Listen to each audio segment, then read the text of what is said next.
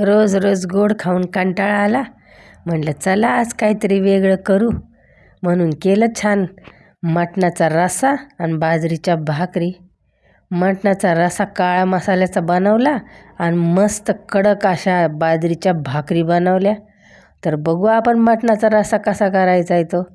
आणि मस्तपैकी बाजरीच्या भाकरीवर खाऊयात चुरून. तर मटणाचा रस्सा बनवायला आपण घेतला इथं थोडी कोथिंबीर घेतली, 4-5 हिरव्या मिरच्या घेतल्या, त्या मस्तपैकी मिक्सरला वाटून घ्यायच्या. इथं घेतला अर्धा किलो मटण खसा मस्तपैकी स्वच्छ धुवून त्याला लावलं थोडंसं हळद आणि मीठ आणि मस्त त्याला मुरवत ठेवले बरं अर्धा तास. आणि मग जे मिरची आणि कोथिंबीर घेतली होती का नाही ती मस्तपैकी घेतली त्या मटणाला लावून आणि छान अशी मुरवत ठेवली. आणि अर्ध्या तासानं म्हणलं घालू त्याला शिजत. इथं मुरवत ठेवली, मुरवत ठेवून झालं इथं अर्धा तास. आता अर्ध्या तासानंतर मग ठेवलं एक पातेलं, त्याच्यात घातलं थोडंसं तेल तापलं की एक कांदा घेतला कापून आणि तो घातला फोडणीला. आणि कांद्याची फोडणी देऊन मटण शिजू घातलं आहे बघा मी. आणि इथं कांदा लाल झाल्यावर मटण शिजू घातलं आहे आणि मटणाला मस्तपैकी फोडणी देऊन शिजवलं आहे. आणि असं जर मटण शिजून घेतलं ना फोडणी देऊन तर मटणाचा जो वास असतो आहे ना वासाट तो निघून जातो आहे बघा. आणि मस्त मटणाला ना असा छान असा मस्तपैकी मटणाचाच छान सुगंध येतो आहे बघा. आणि मग जी मस्त रश्श्याला मजा येते खायला की तुम्ही विचारूच नका. इथं मस्त थोडंसं अंगचं पाणी आटू द्यायचं आहे आणि अंगचं पाणी थोडंसं आटत आलं की मग त्याच्यात घालायचे टमाटर.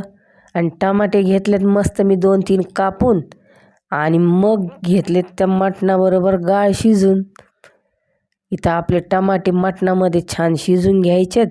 आणि टमाटे गाळ झाले की एका बाजूला गरम पाणी ठेवलेलंच होतं बघा मी तापायला. आणि मग ते द्यायचं ओतून मटणात आणि वरून गरम पाणी ओतल्यानंतर मटण शिजू घालायला ठेवायचं आहे.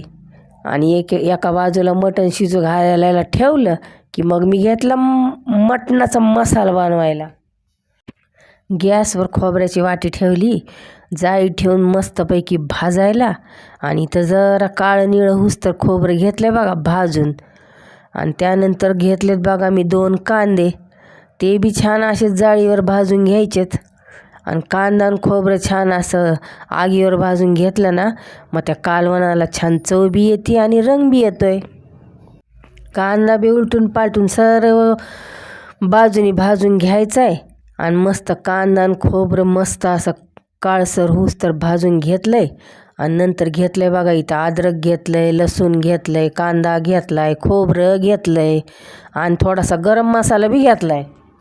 मिरे घेतलेत, वेलची घेतली, लवंगा घेतल्यात, तेजपत्ता घेतला आहे आणि धने बी घेतलेत, दालचिनी बी घेतली. आणि हा सर्व आपला जो गरम मसाला होता का नाही हा मस्त तव्यावर घेतला आहे बघा मस्त असा भाजून. पण भाजून घेताना एवढं मात्र लक्षात ठेवायचं आहे का मसाला हा जळून द्यायचा नाही बघा आपल्याला. कारण जर हा मसाला सगळा जळला ना तर मग त्याची चवच निघून जाईल बघा. आणि मग त्या गरम मसाल्याचा काही फायदा व्हायचा नाही. कमी गॅसवरच आपल्याला हे सगळं भाजून घ्यायचं आहे बघा. मस्त कमी गॅसवर भाजून घेतलं ना की मग तो मसाला घेतला मी वाटून. आणि आता आपण देत आहे कालवणाला फोडणी. त्याच्यासाठी तेल घालायचं आहे आणि जो आपला मसाला आहे का तो वाटून झाला आहे तो आता आपण इथं फोडणीला घालतो. आणि मस्तपैकी त्या कालवणाला घ्यायची बघा फोडणी देऊन. तेलात मसाला चांगला तेल सुटूस तर आपण भाजून घ्यायचा आहे. आणि असा खरपूस मस्त भाजून घेतला की मग द्यायचं बघा जे आपण आळणी शिजवले ते मटणाचं त्याच्यात ओतून. आणि त्याआधी आपल्याला काही कोरडे मसाले बी ह्याच्यात घालायचेत बघा. कोरडे मसाले घालायच्या आधी मसाला चांगला असा भाजून घ्यायचा. इथं छान असा कोरडा इथं मसाला आपला भाजून झाला आहे बघा. आता आपण ह्याच्यात कोरडे मसाले बी घालणार आहोत. इथं थोडासा मी घेतला आहे पुन्हा कांदा लसूण मसाला, पुन्हा थोडासा गरम मसाला.